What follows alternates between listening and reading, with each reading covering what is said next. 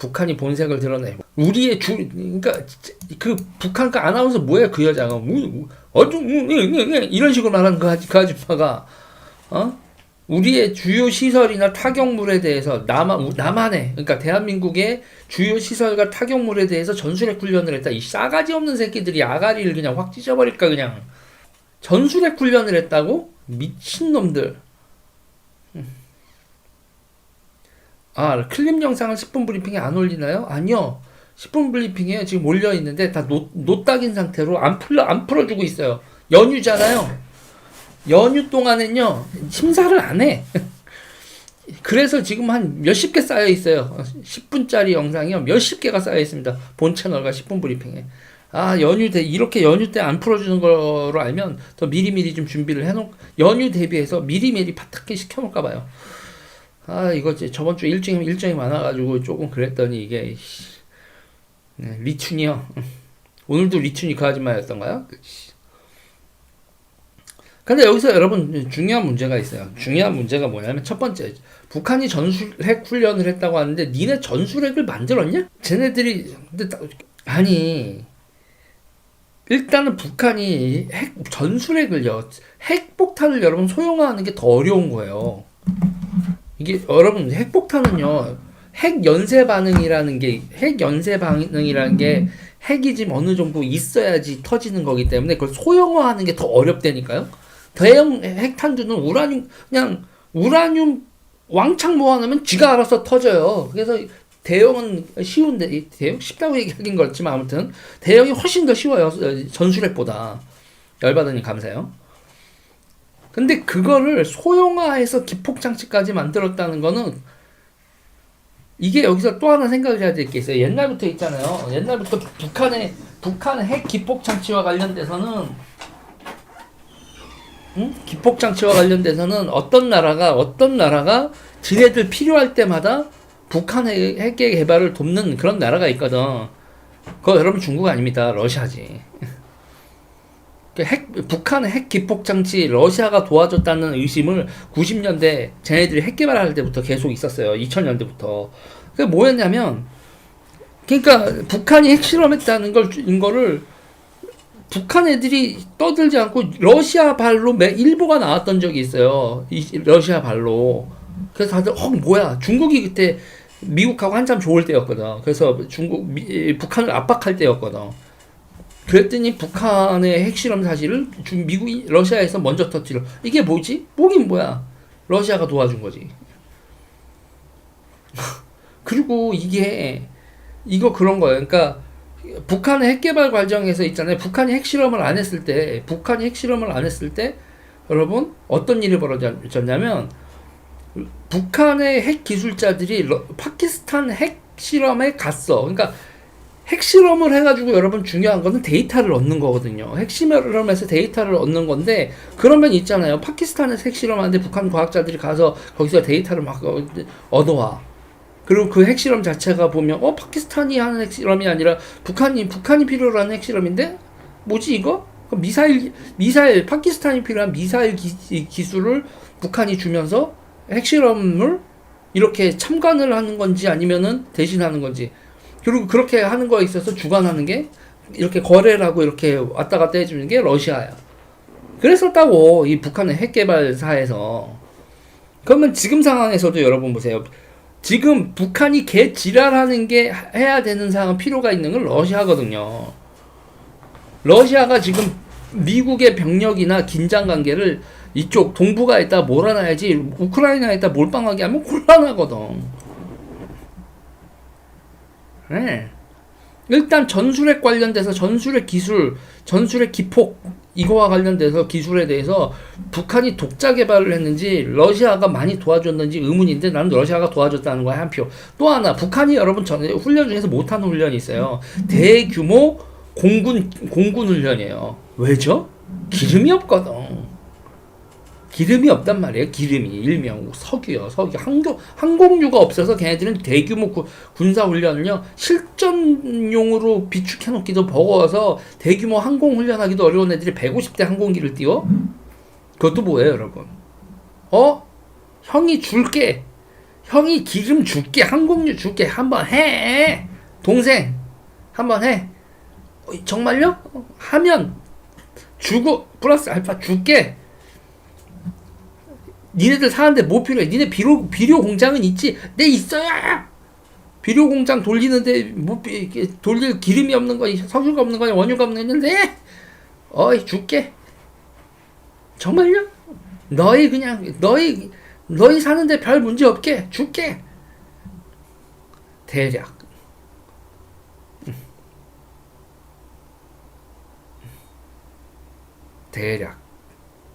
제가 봤을 땐 정은이의 구라일 것 같은데요. 미사일이 실제로 날아다니는 게 레이더망에 다 잡혔는데 무슨 구라예요.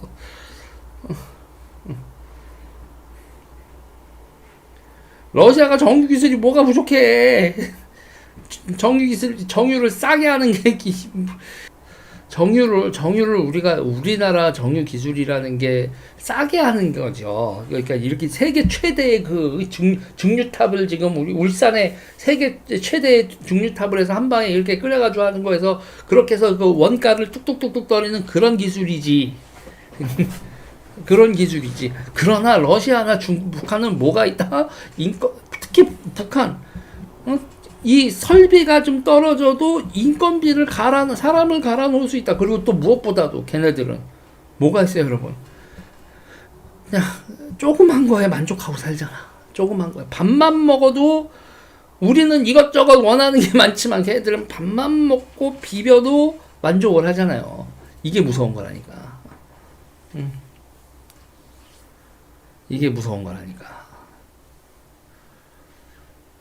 지금 상황에서 이거는 북한이 제가 봤을 땐 북한이 중국 형들하고 러시아 형들한테 서비스 제공이라니까요. 긴장 고조라는 서비스 제공을 하고 그 서비스를 제공했으니 여러분 뭐를 받겠어? 뭔가를 바꿨지. 생존에 필요한.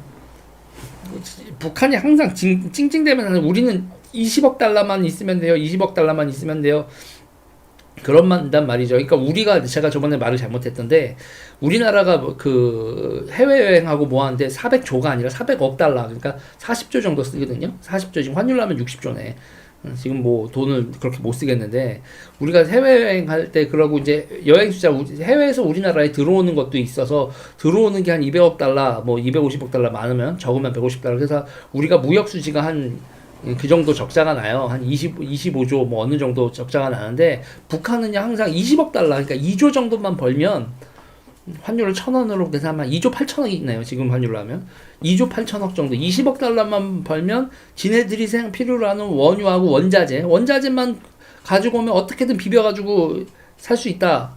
걔네들 항상 20억 달러가 걔네들 입에 붙어 있었던 거란 말이에요. 그걸 관광으로 20억 달러를 벌려고 견적을 냈었던 건데 지금 중국하고 러시아가 20억 달러를 필요한 물품, 특히 뭐 원유죠. 원유하고 이런 에너지를 이거 제공을 할걸요? 북한 체제 돌아가고 군사시설 돌아가라고?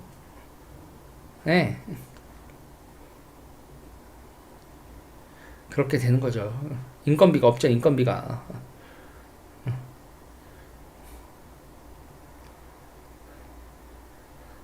네.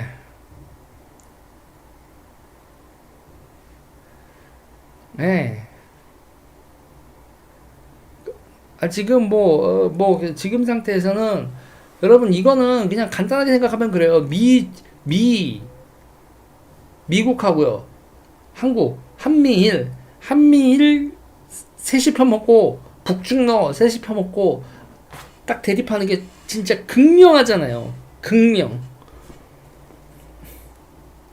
그리고 얘들 보세요. 얘들 이번에 그거 SLBM 이게 SLBM이라고 하지. 이건 뭐라고 불러야 돼? 씨발 저수지 발사 탄도 미사일은 뭐라고 불러야 돼?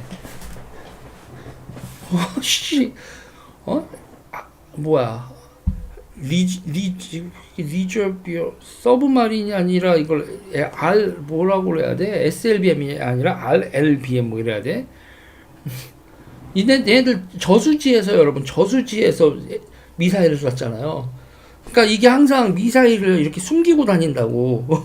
그럼 큰 저수지에다가 이렇게 둥둥둥둥 뛰어다니면 이런 씨발 네.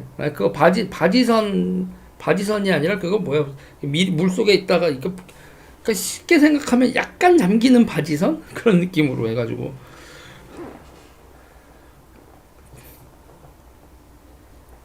네. 그러니까요. 그러니까 어디서 발사하지? 그러니까 차량으로 이동하면서 발사하고 저수지에서 발사하고. 유혜진님 감사합니다. 예.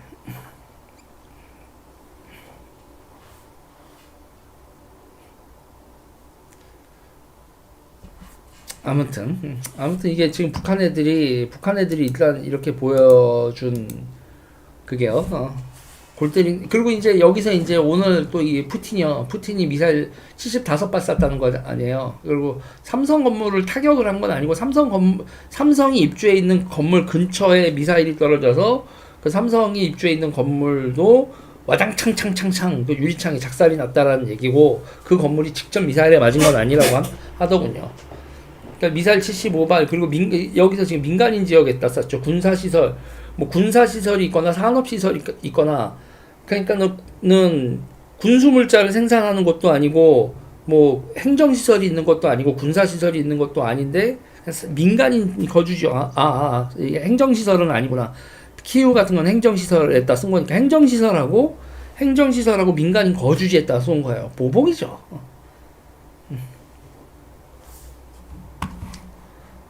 그러니까 지금 제가 왜 이런 얘기를 하냐면 여러분 지금 세계가 세계대전 비슷하게 세계대전 전야처럼 돌아가고 있다는 얘기예요. 세계대전 전야처럼 돌아가는데 이것들이 그래도 여러분 냉전에선요. 냉전이 왜 냉전이었어요? 핵을 진짜 많이 만들어도 핵을 쓴다를 이렇게 얘기하진 않았는데 이건 핵을 쓴다라는 얘기가 너무 노골적으로 많이 나오고 있어요. 그리고 여러분 그거에서 핵 타겟이 우리가 또 됐다라는 게 너무 기분이 나쁘지. 아니 우리한테요. 북한이 우리의 여러 가지 타겟들을 그리고 얘네들이 우리 무슨 미사일 썼고 무슨 미사일 썼고 무슨 미사일 썼고 미사일까지요. 우리의 타겟이 걔네들이 설정한 걔네들이 타겟 삼은 우리의 시설물이 무엇인지를 걔네들이 정확히 얘기 안 해줘서 그렇죠. 정확히 안 해줘서 아직 그렇지. 타겟을 하는 그 미사일 종류는 오늘 얘기 다 했어요. 미사일 종류까지 다 불러주면서 우리 이렇게 할 거다. 그런 얘기를 했죠.